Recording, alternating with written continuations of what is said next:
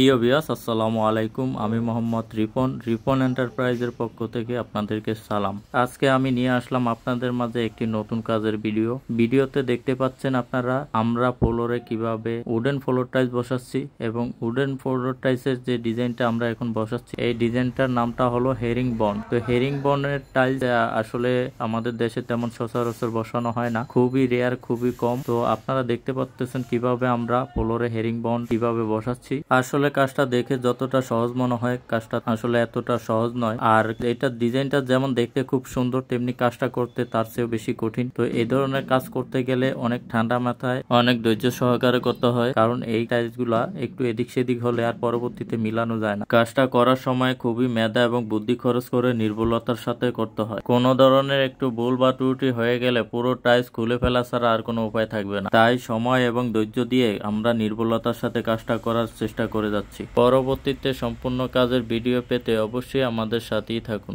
আল্লাহ হাফেজ।